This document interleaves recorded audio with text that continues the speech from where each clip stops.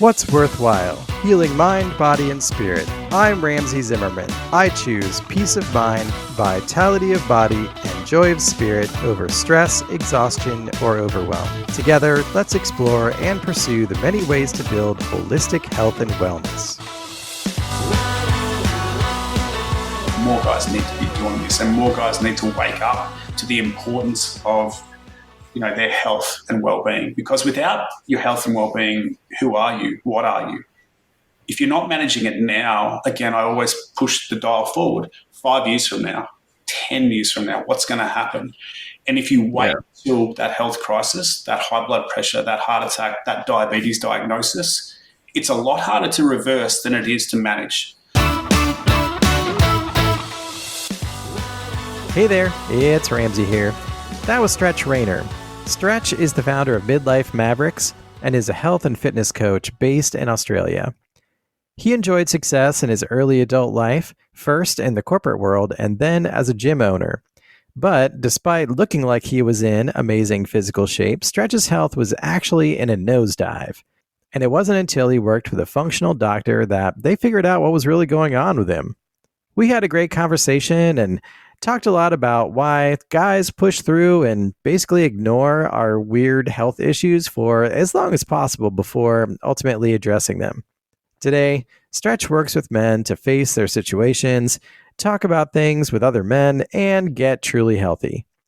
Wondering what was going on with Stretch or even what the nickname is all about? Well, listen in. Hey, Stretch, how are you doing today? I'm awesome. Thanks, Ramsey. Thanks for having me on your show.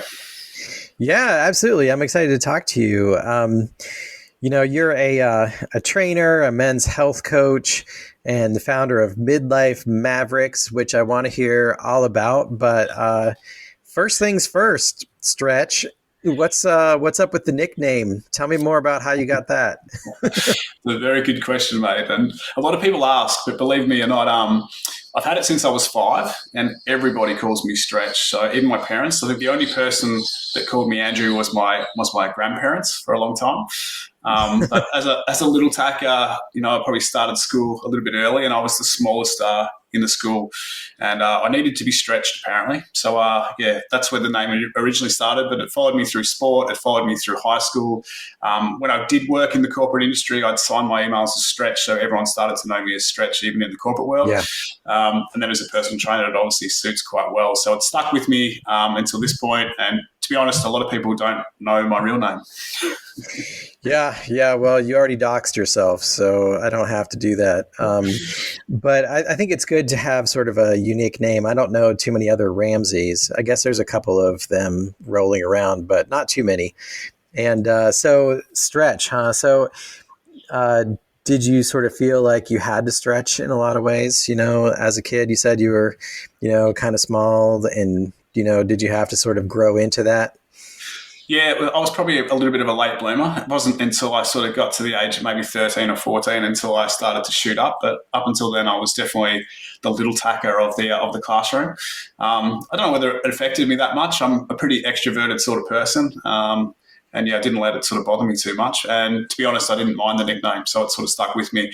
My real name is Andrew, for those who do want to know. But most of the Andrews I know don't go by the name Andrew. They've all got a nickname, especially here in Australia. So I understand you were in the corporate world till about 2010. What were you doing in those early days? What was your career like? Yeah, so I'll rewind back to my childhood a little bit. I think my passion was to be a pilot. I wanted to be a pilot. I wanted to fly jets.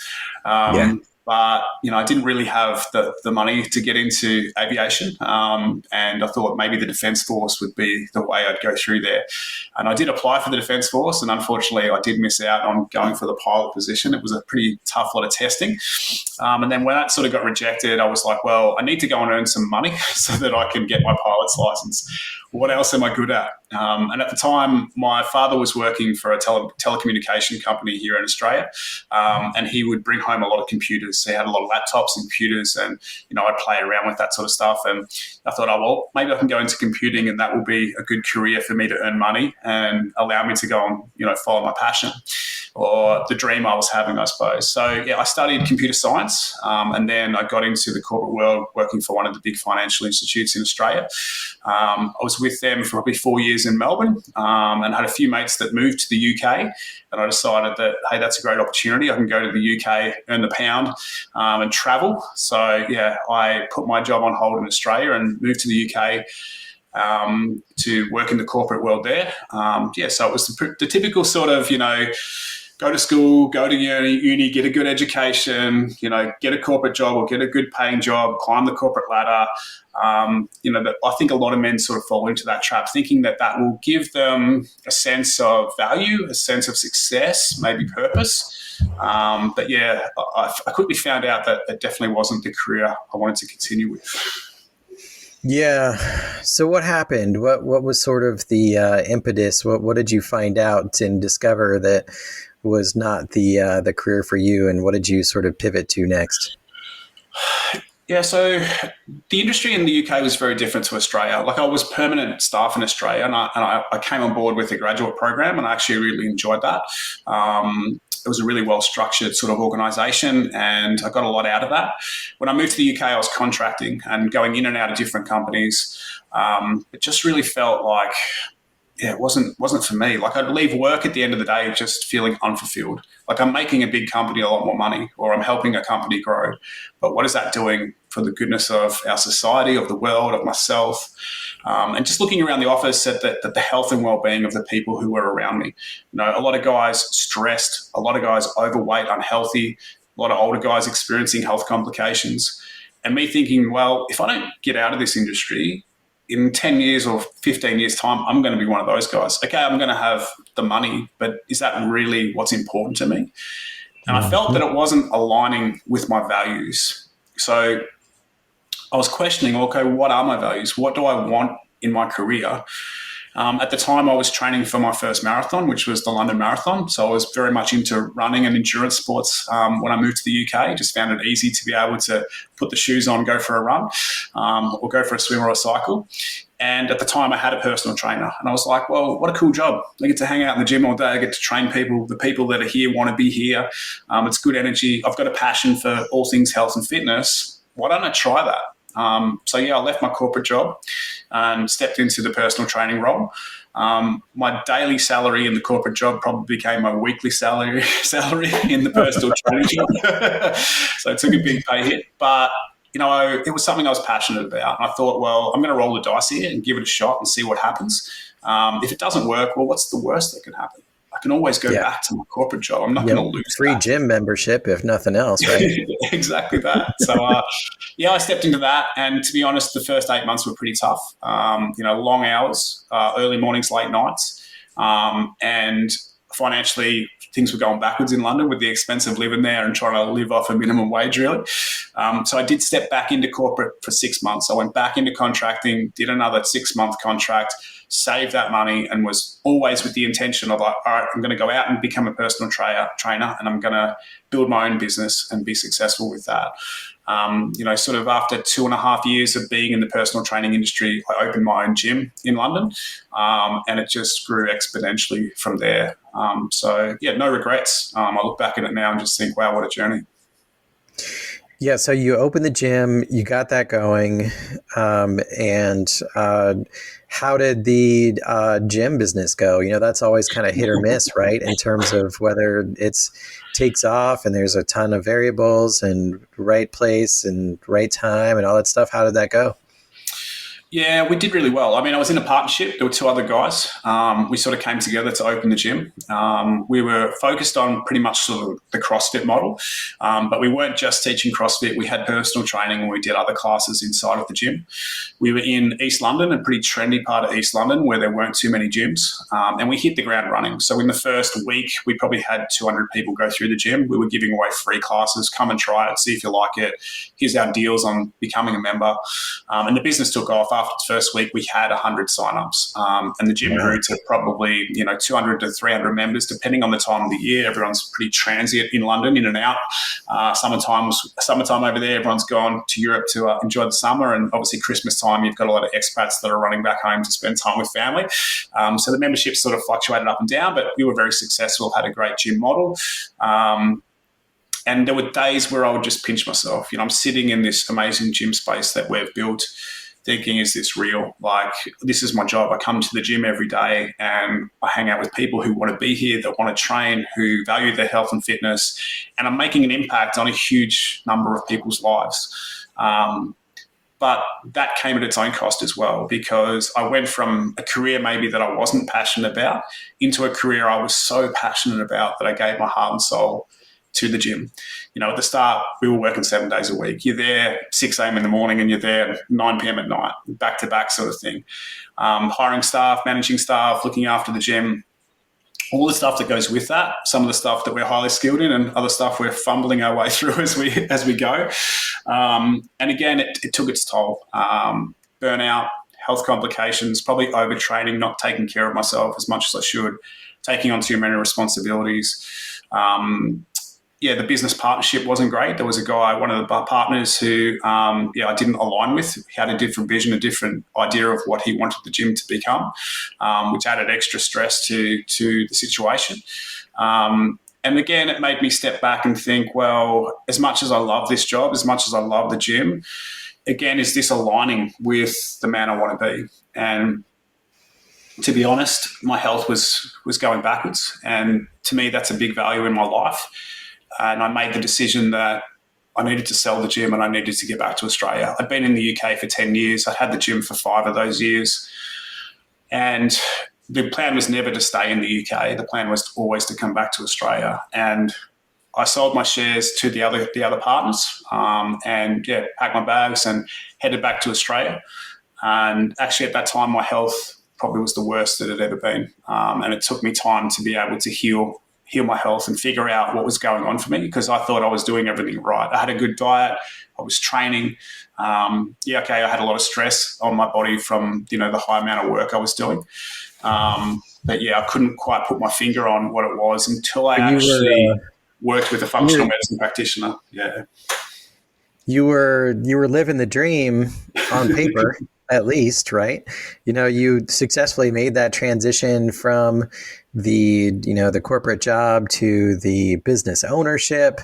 You had the successful gym.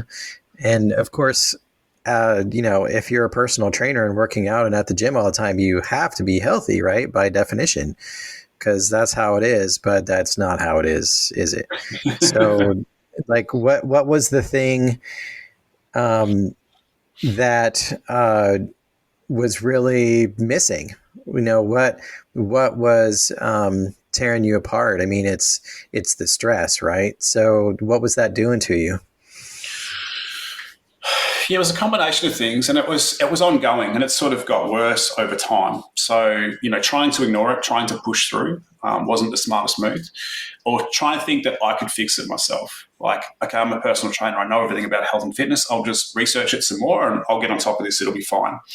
I was doing a lot of endurance sports, a lot of marathons, triathlons, Ironman events. So the training volume that came with that was applying a lot of physical stress on my body, along with all of the lifestyle stresses that I was facing. We can talk about the work stress, but we could even talk about the environment stress of living in a very polluted city, noise pollution, light pollution, air pollution, all these things that are impacting our body on a day-to-day basis. And over time, that stress caught up with me. And I realized that. I started to have a lot of gut issues. Certain foods had set me off, fatigue, nausea, and obviously that led to sleeping problems as well. So struggled with sleep at points of my life through there. And me just thinking, okay, it's just the endurance sport. I'm going to stop doing the triathlons and marathons and things will get better. So I switched up my training and I moved from I moved from the long, slow endurance sort of thing into more high intensity training, more into CrossFit, more into the high interval stuff. And for a little while, that different stress applied on the body worked. The body felt better. I felt more recovered. Gut issues went away. Sleep got better. But then the same thing happened again, didn't it? You stick at that training, that high intensity training, and probably doing too much of it, and the same thing happened again. I started to get round to gut issues coming back, sleep issues coming back, high levels of stress coming back again, and it just again started to play havoc on my health. Changed the training model again, moved to more body weight sort of stuff, tried to back off a little bit more sort of calisthenics training, and that definitely helped. I think that gave my body a chance to recover more, but still it caught up with me again. And I was just like, whatever I do just seems to only be a temporary fix, and I can't get on top of this. And it wasn't until I sold the gym and moved back to Australia that I was like, right, I need help. I can't keep going this way, and I can't figure this out by myself. And that was when I worked with a functional medicine practitioner. We did a load of blood work, and it took a while for us to sort of navigate that blood work and find out what the underlying health complications were. But once we got on top of that, once we looked under the hood and figured out who I was and what was happening, it only took about 6 weeks for me to start to feel just so much better. So that's sort of the path I went on. Yeah. Well, so, hearing you talk makes me think of a lot of things. I think a lot of people have just, continuing chronic difficulties, whether it's gut issues or whether it's blood pressure or whether it's weight or whether it's, aches and pains from inflammation, or whether it's any combination of all of the above. And, a lot of people are either really active and get lots of exercise and are really strong, or they're maybe exactly the opposite and don't do hardly anything. But when you find yourself with these issues, it's, I think a lot of us guys are just like, oh, we'll push through it ourselves. Like it's not that big of a deal. I don't want to go to the doctor, and we are sort of creatures of habit. We have the things that we do, the things that we think are good that we try to do more of, and the things that we actually like to do that we do more of. And if we're lucky, those are the same things. But if we're not lucky, then those are completely different things. I think a lot of us guys sort of go through a different variation of that. And it's really encouraging and hopeful to hear that you finally did find, a functional doctor that could help you correct those things in 6 weeks. Like that sounds really fast. So like what kind of diagnostic work did you do? And if you don't mind sharing, like what did they find? Yeah, for sure. So, obviously when you go to a functional medicine practitioner, they're going to do deep blood work, and it's going to be a lot more sophisticated than your general practitioner. I'm not a big believer in the conventional medicine system. It's not about health. It's about disease management. I avoid that as much as I can. Through holistic functional medicine, we're going to go deep and look at all of the numbers. So we're looking at vitamins and minerals in the body. We're looking at genetics and genes. We're looking at the gut health and the microbiome. There's so many different elements we can test. My adrenals were gone, so we did a Dutch test and we looked at, my adrenals. So cortisol was flat, DHEA was flat, a lot of values were flat in terms of my adrenals. And that was because I wasn't sleeping. So we sort of understood why, but what was the root cause? What's causing the problem is the whole idea with functional medicine. So there were a few things like a little bit low on vitamin D, which is understandable living in the UK. So getting vitamin D levels back up, a little bit low on magnesium, even though I was supplementing with magnesium. High histamine. So I've got histamine intolerance. So histamine was up, and obviously eating certain foods that are high in histamine cause inflammation in my stomach, and I've got to think carefully about histamine. So managing that made an improvement. Through genetic testing, I found that I had the MTHFR genetics, and that affects our detoxification pathways, which can interrupt sleep because that's the time where that stuff happens. So that was sort of a little bit of a interesting moment. Like, okay, so there's some issues going on with detoxification. What's happening there? Let's do some heavy metal testing. And when I dived into heavy metal testing, mercury came up. My mercury was off the charts. And through Really? supplementation and sauna, infrared sauna, my mercury level just went straight back down. And as soon as that happened, my sleep improved. And when my sleep improved, my adrenals and energy came back again. Now, there was no way I would have guessed that. I don't have any mercury fillings. I'm not exposed to any mercury. Why was my mercury high? My best bet was probably fish oil supplementation, maybe taking the fish oils, which are meant to be good for all of our Were you inflammation, omega-3s. But what's the quality of those omega-3s? And even though the company says they're tested and they're perfect and they're clean, what's the reality of that? I did eat more fish when I moved back to Australia just because it's more abundant here. And obviously fish from our oceans is unfortunately contaminated with mercury. And as being a bad detoxifier, I couldn't get that out of my system. So I need to be careful with my fish intake. But yeah, I think that's the importance of looking under the hood. And if I didn't get on top of that, what would have been the health implications 2 years, 5 years from that point if I continue not to be able to sleep? And although I'm eating fish or taking fish oil supplements that are meant to be healthy, they're not actually healthy for my body right now because I can't deal with that. So yeah, getting on top of that just changed my whole perspective about what it means to be health and fitness or health and wellness, and how important it is, especially I feel for men, to be proactive with their health. Look under the hood, figure out what's going on in your body before it's too late, before that health crisis.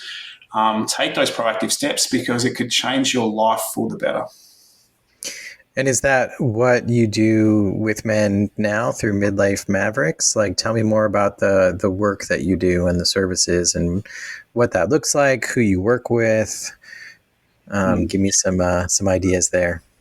Yeah, so that's part of the picture. I'll circle back to that. So initially, my journey through sort of life in the early days, all up to my 30s, was just about me. I didn't have any family, didn't have any of those responsibilities, that commitment. So my ability to go to the UK and work, my ability to open a gym, my ability to travel, everything I was doing, was a little bit self-centered, but that was the journey I was on. Come back to Australia, meet my partner, have a kid. Holy crap. Life just gets turned on its head. The responsibilities of owning a business, having a family, doing all these things. How do I fit in my training? How do I fit in my nutrition? How do I manage my stress and take care of myself with all these added things? And it just became like, wow, I need to really reassess what my values are, what my responsibilities are, what my priorities are, my boundaries. Like really sit down and ask myself those questions, which I hadn't done for a lot of my life. It was very much autopilot or living just day by day in the moment. Yeah, having goals and having things I was chasing, but, it wasn't in a rush, or it wasn't like it had to be done now, or there was 1,000 things to manage. It was a lot less and a lot easier. So I get to midlife and, and having a family and all this sort of stuff. And I'm just like, how do dudes do this? Like how do men stay healthy and fit and focused and energized while they're trying to juggle all these responsibilities? After my own health issues, I studied health coaching. I did some health coaching with a guy called Chris Kreza, who's based over in the US. And it really opened my eyes to the whole holistic picture of not just training and nutrition, but managing our stress, social connection, how important that is, sleep and all these other factors, the holistic view. And through my own experience of working with a functional medicine practitioner and the benefits I had, I was like, well, more guys need to be doing this and more guys need to wake up to the importance of their health and well-being. Because without your health and well-being, who are you? What are you? If you're not managing it now, again, I always push the dial forward. 5 years from now, 10 years from now, what's going to happen? And if you wait till that health crisis, that high blood pressure, that heart attack, that diabetes diagnosis, it's a lot harder to reverse than it is to manage. We don't want to get to that point. I've been working with it's not just about you anymore, right? When you sort of get to and realize that stage of life, we've got people that count on us. We've got people that love us. We've got our families. We got responsibilities and those same pressures that we feel at work. And yeah, we feel pressures at home too. Those pressures, they give us, even though they're difficult and put stress on us, they also give us meaning and, give us purpose. And, Sometimes I find that those things are both a difficulty and a motivator, but they certainly put things into perspective.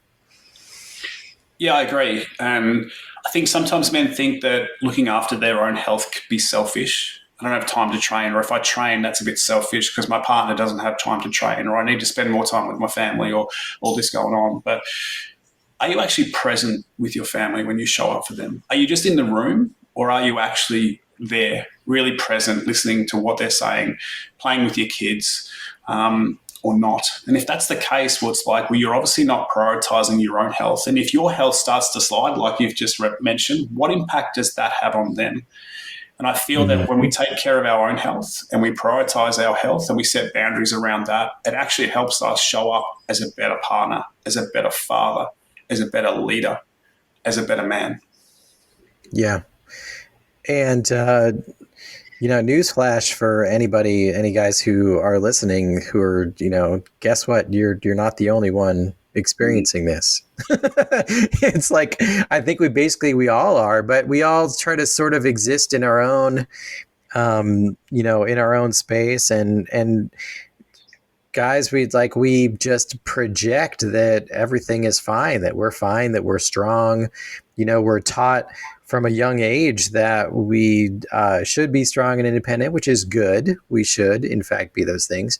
But at the same time, it's like we don't have to be that fiercely independent to the point where we, number one, won't admit to ourselves that we have an issue or a problem, and that we won't admit it to anyone else. Because guess what? Like, we're all sort of living with a version of that these days.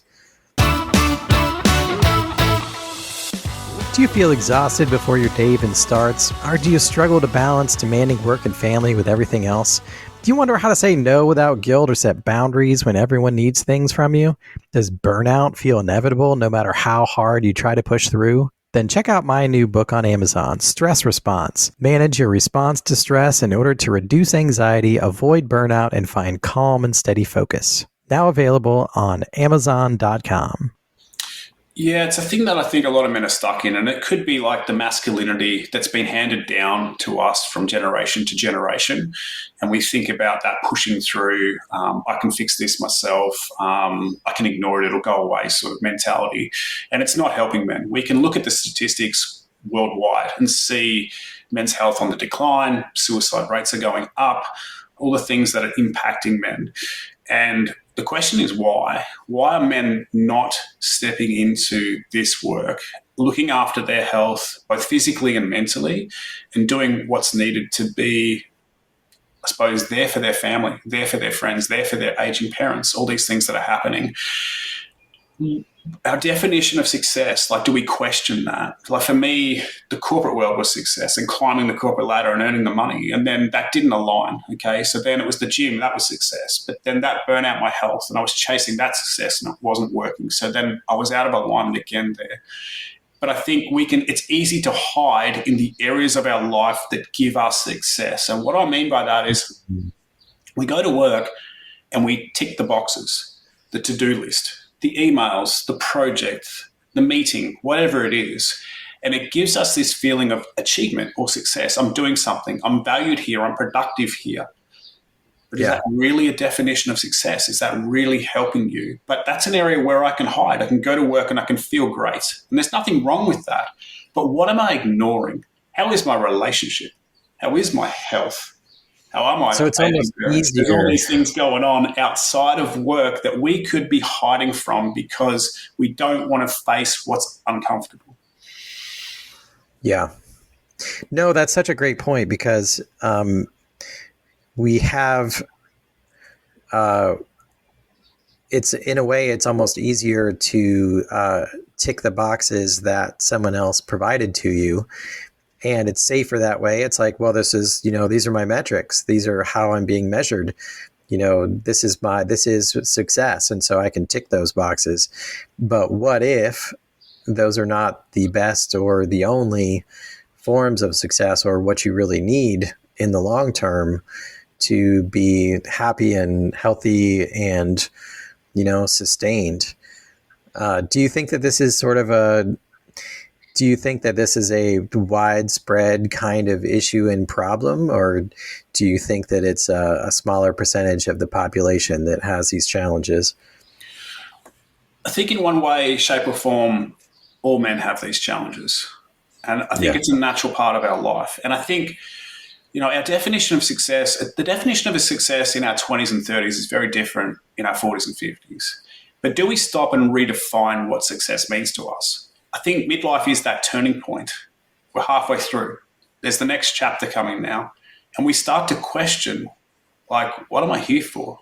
Why am I doing what I'm doing? There might not be that sense of fulfillment that we once got out of chasing those old metrics of success. I call it the warrior's energy. So the masculine archetype of the warrior is the fighter, is the pusher, is the guy who wants to be in every battle, who will just do everything to succeed. And that energy serves us really, really well in our 20s and 30s when we're climbing the corporate ladder, when we're getting the house, when we're getting the car, when we're chasing the girl, whatever it is. That's the warrior energy. That still serves us in our 40s and 50s. We're still going to have that warrior. It doesn't go away.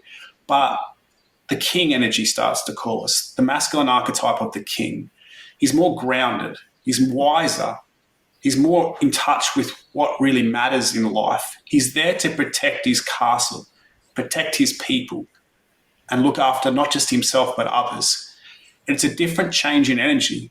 You might know it as a midlife crisis, but it's not a crisis. It's actually us starting to think about what's aligned with the next chapter of our life. Where do we want to take our life? Who is the man I want to become in my 40s, in my 50s, in my 60s? And we talk about work-life balance. I think that's bullshit. It doesn't exist. But work-life alignment, how can we align our life with what truly matters, what's important to us? And if we don't slow down long enough to ask these questions, what does success mean to me? What do I want in life? Who is the man I want to become? What are my values? What are my strengths? What is the vision? Who are the people I want to be around? And a lot of men don't slow down to ask those questions. We're so go, go, go, go, go, living on autopilot, just taking every day as it comes, that we're out of alignment. And that really starts to take its toll on our health and well-being. And no one can sort of be exclusively a warrior their whole lives.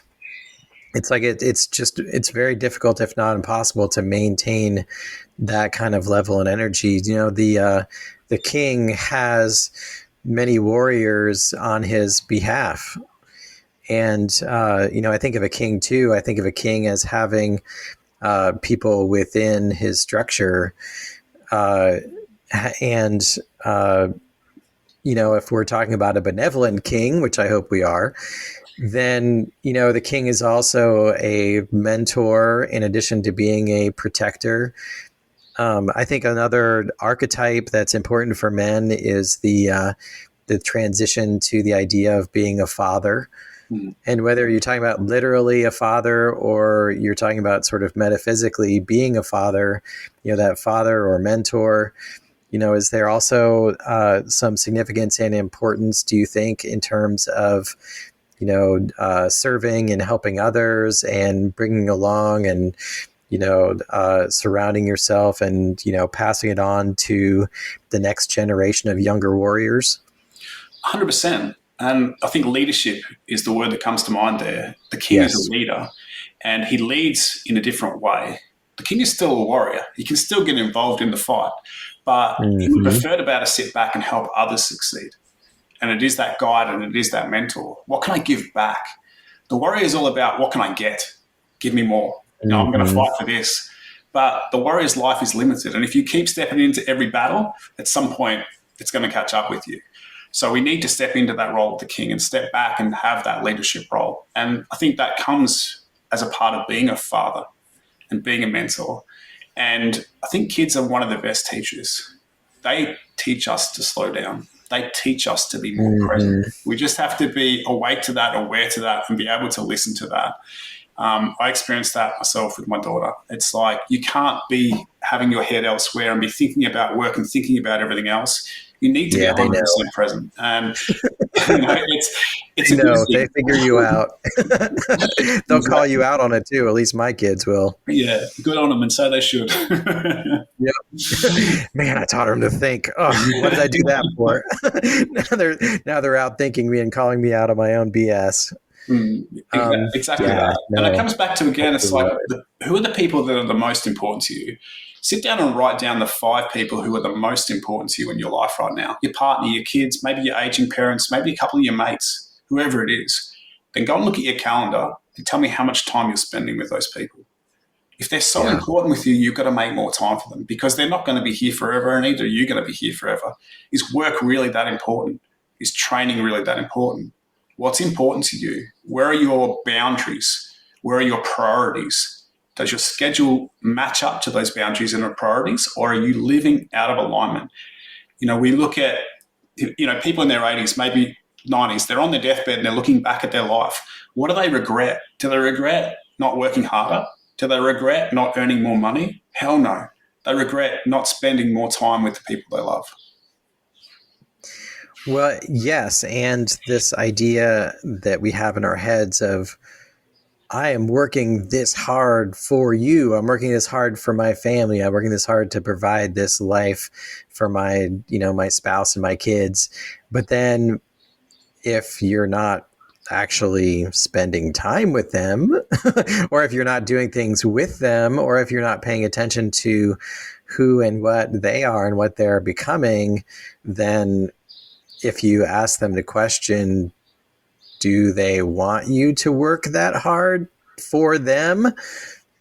They might not have the same answer that you thought that you had. Like maybe you don't have the answer working that hard for them. Maybe in fact you're not actually working that hard for them. Maybe that's just an excuse. Maybe you're really working that hard, you think, for yourself. But then it's like, but then if you come around to that realization, wow, maybe taking some time and pulling back and spending some time with the people who you care about, maybe that's worth it. And maybe that's what they want. And wow, what a relief that would be, huh? I think there's that pressure. We feel like we have to be earning more money and we have to be Yeah. providing. But like, what is providing? Providing is Yeah. more than just money and food on the table. Yeah, it's important and it's a big part of our life. And we do have to work and we do have to have an income.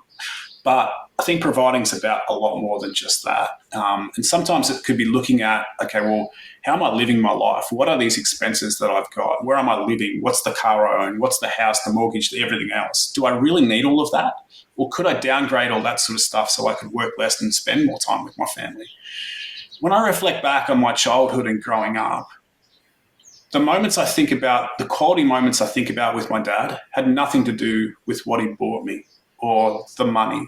It had to do with spending time in the shed tinkering on cars and motorbikes. Spending Mm-hmm. time going on a holiday, whatever it was, but spending time together, they're the best memories that I have. So I reflect back on that, and I think a lot of men should do that as well. And maybe they didn't have such a strong relationship with their father, but what sort of relationship do you want to have with your kids? What do you want them to remember about you? Always being at work, never being available, never being present, never showing up, or being the awesome dad that's there to support them, who's there for their sports days, who's there helping them fix motorbikes and cars if that's what they want to do. I think we've got to reflect on that just a little bit. And again, that's the king energy. It's like really showing up with presence around those people that matter most. But sometimes, sometimes we don't feel like we have the energy to pour into our family.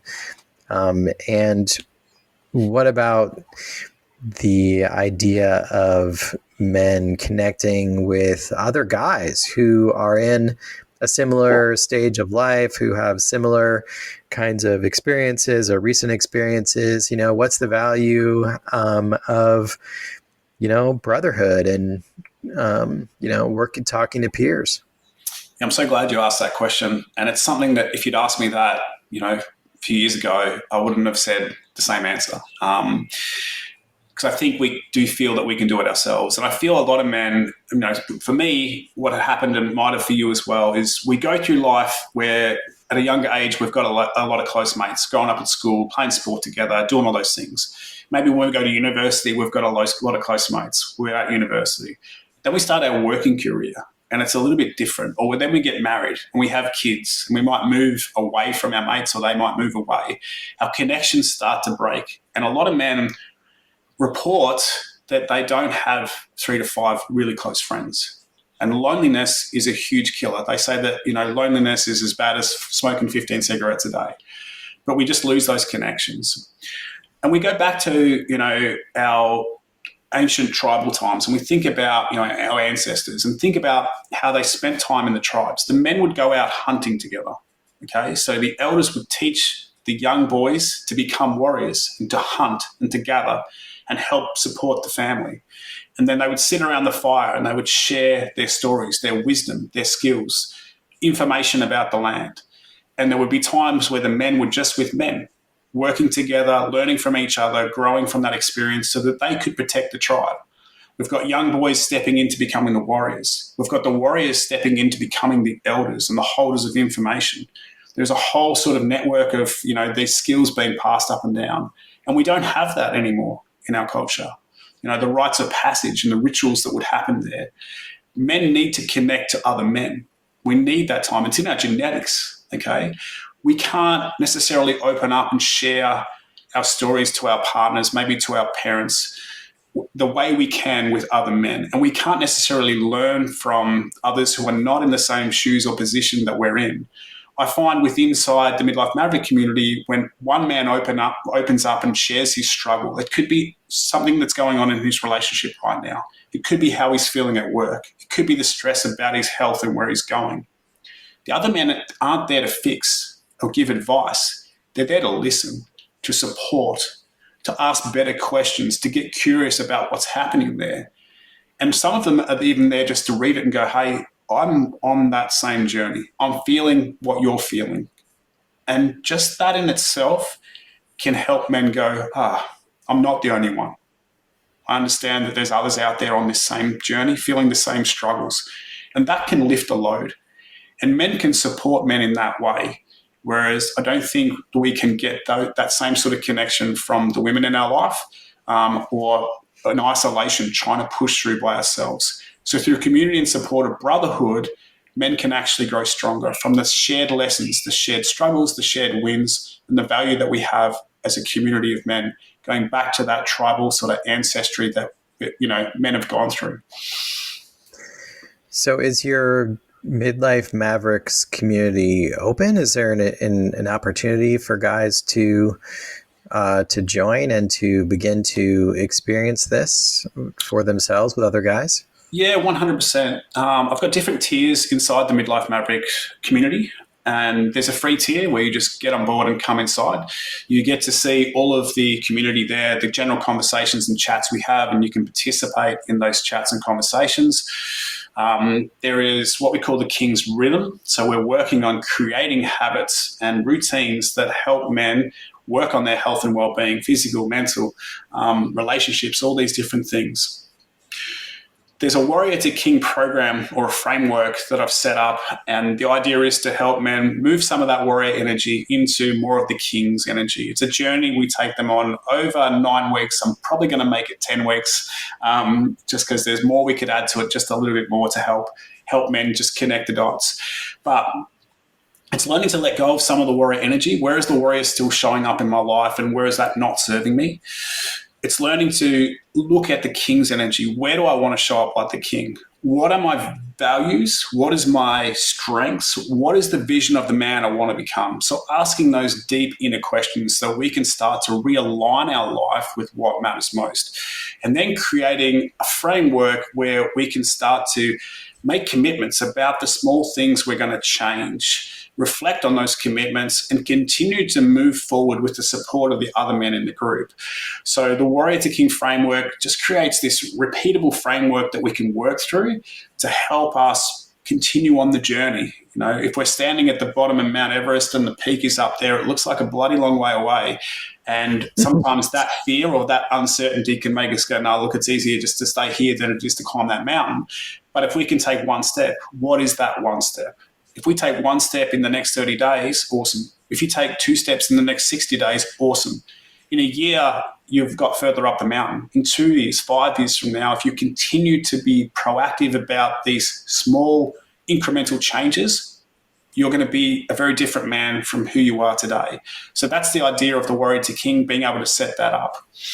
There's also a membership where we have the King's Table, which gives people permission to attend the live calls that we have, where we'll sit, and talk about what's going on for each man.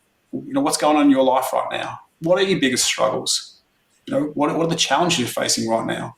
What are you working on? What's the next step? Where do you see yourself in 12 months from now? Like, just opening up this conversation so men can share and hear other men's stories. We've also got the health side of it, so there's training involved with that, whether that's just following the basic beginners training program, stepping into the team training program, or working one-to-one in personal training as well. So lots of different elements, lots of different layers. I'm still building that community, and I'm wanting to build it with other men and walk the journey together. I'm not here to teach. I'm not here to tell you how to live your life. I'm here to be a guide. I'm here to support you. I'm here to ask better questions and get curious about the journey you want to go on. Well, that all sounds fantastic. I have just joined your Midlife Mavericks group. I'm looking forward to checking that out and getting involved and seeing how that works and getting engaged. Tell us how and where people can find it online. How do we get in touch with you and find your things on the web and online?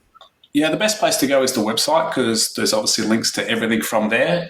So www.midlife-mavericks.com.au. I'm based in Australia, but I've got clients worldwide. The current group of men that have just been through the Warrior to King, Canada, UK, Hong Kong, Australia, so all over the place. So we have calls for different time zones that we set that up with. And yeah, it's just a great community to be involved in. So I invite anyone to join the free community, or any man feel free to come and join the community. Well, thank you so much, Stretch. It's such a great, it was so great to meet you and talk to you and get to know you a bit, and just really think that the work that you're doing is really important and there's a tremendous need for it. So thank you so much for coming and talking with us today. I greatly appreciate the opportunity, Ramsey. Thank you very much for having me. Looking for more? Visit what'sworthwhile.net to listen to podcast episodes, learn from books and articles, and live better by choosing healthy products and practices. I'm now offering services through Worthwhile Advisors for personal coaching, professional advising, speaking, and group facilitation. If you or your team are ready to reduce stress and anxiety, build vitality and momentum, and accomplish your goals without burning out, then please contact me, Ramsey Zimmerman, through the website or on social media like Instagram, X, or LinkedIn. Thanks.